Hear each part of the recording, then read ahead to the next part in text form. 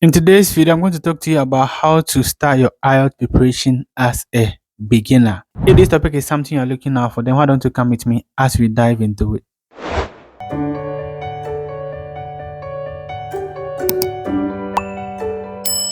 Alright, if today is your first time seeing me, my name is Seta Kwajma. You can simply call me Kobby. I'm a nurse by profession and a content creator by passion. So if you have not subscribed to my channel or followed my page, please do so that I can get exclusive content every now and then.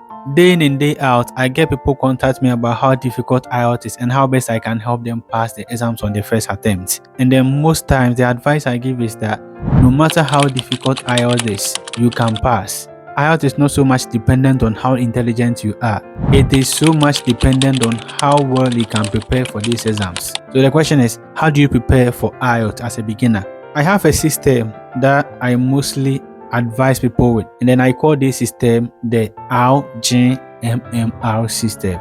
It consists of 5 parameters, and if you're able to put all these 5 parameters together, then it's an indication that you are ready to start preparing for IELTS. And what I usually add is that if even one of them is missing, I would advise that don't start preparing for IELTS because you may not be ready. What are these 5 things? Let's talk about them. When I used this system that it did help me, I propounded an ebook about it, so I'll leave the link down there below so that in case whatever I say here is not much understandable, you can just tap into that ebook and everything has been perfectly explained, so you can get a deep understanding of it. Alright, so what's the first thing you have to consider if you want to start preparing for IELTS as a beginner? First of all, think about the R. And what does this R stand for? It stands for revision. So for colleagues and people who have come to me with the hope of writing IELTS, the first question I ask is that, why do you want to write IELTS? You see, I want to discover the R, which is the revision. And the reason why I ask this question is because there may be times in the IELTS journey that you would want to give up. If you don't have any genuine revision for which you can hold on to, you would easily give up. So to start preparing for IELTS, write down the reason for which you want to write, so that at the end of the day, when it happens that you are giving up, you can look up to that reason to keep you in the game. Is it for professional registration with the AKNMC? Is it for personal development? Is it for immigration? Is it for employment opportunities? Write each one of these reasons down and then paste it somewhere you can easily see. Now, once you are through with your reason, the next thing you have to look at is the G, which is your goals. Write down your goals. It's very important because this will serve as a direction for you. What do I mean if I say write down your goals? Which countries are you really seeking to use your IELTS results for? Is it the UK? Is it Canada? Is it USA? For some people who are writing IELTS, they don't even know the country they'll be using their results for. Why do you have to know this? It's very important because you see, every country is looking out for a specific IELTS score. The score you get for UK might not be applicable to the USA. And then the score you get for USA might not be applicable to Canada. So you have to be specific of the country for which you want to use your results for. And that is why it is expedient that you write it down. The next thing you have to think of is the IELTS score. So what IELTS score are you looking out for? Do you want an overall score of 8 or 6.5 or 7? Write it down. It's very important. And then the next thing that has to be picked from writing out your goal is, how long would you want to prepare for the exams? Is it 1 week? Is it 2 weeks? Is it 3 months? Is it 6 months? Is it 1 year?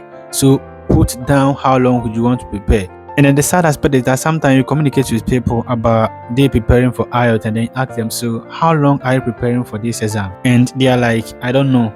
You don't know how long you are preparing for the IELTS. So are you going to use 2 years or 3 years? The one thing you should understand is that no matter how well you prepare for the IELTS, when the time is due for you to write, you may still feel you've not done enough. So it's much better you get a specific date or specific duration for which you want to prepare. And it all boils down to knowing your learning capability. Are you a slow learner? Are you a fast learner or an intermediate learner? And so these are the stats that come under the goals. And once you have them in place, then you're moving on to the next parameter, which is the M, the first M, motivation. There will be so many instances in your IELTS journey that you may want to give up, especially when you're not getting the scores you are looking out for, or when you think an aspect of the test would fail you and that you wouldn't want to surge on to waste away money and time. When that moment happens, what do? You should look at something that can keep you in the game, and that might be a source of motivation. The question is, what are your sources of motivation? Where do you derive your motivation from? Is it a motivational message? Is it a friend you have to talk to? So maybe it might be a quote from your favorite philosopher. For example, when I was preparing for IELTS somewhere in 2019, there was a time that I was not getting the right score in the IELTS academic reading test. So a time came that I felt like I don't have to continue any longer, because if I do, I'll waste away money, I'll waste away time and energy. So the idea that came to mind was to just quit. But I spoke to a friend who was also preparing for the IELTS, and he gave me a quote.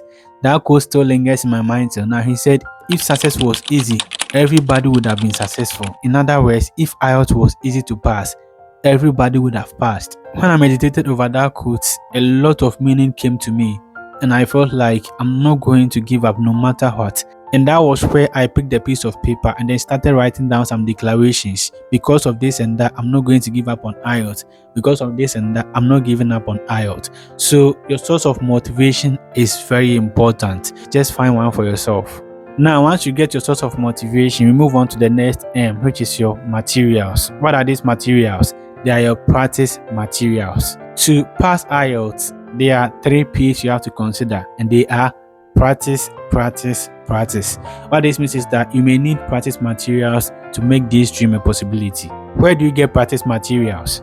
You can get practice materials from friends, you can get practice materials by undertaking online courses, you can get practice materials on YouTube. So you have to discover where you can get practice materials and then bring all of them together, so at the end of the day you can start practicing.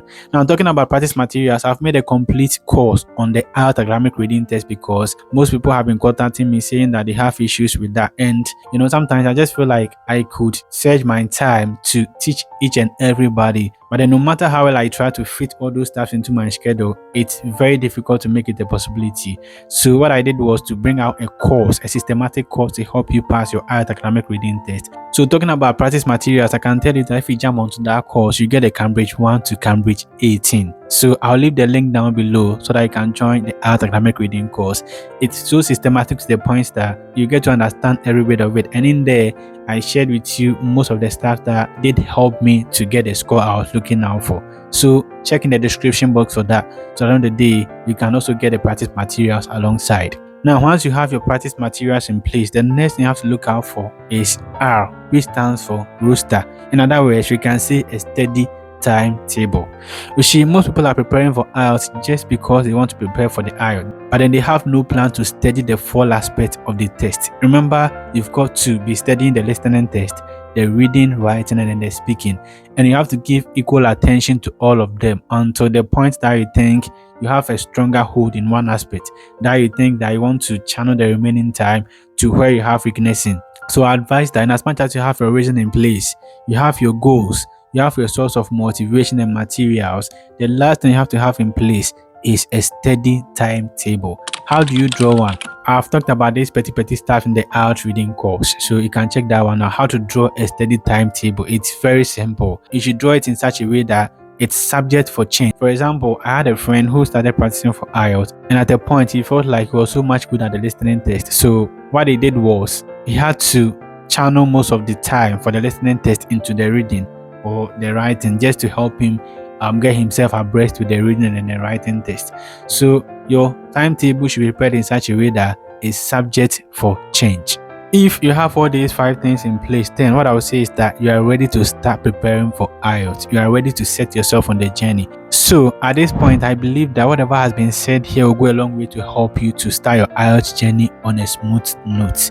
If this video has been very helpful to you, remember that to help others as well. So please don't forget to subscribe, to share, and then to like. Hope to see you in my next video. Bye.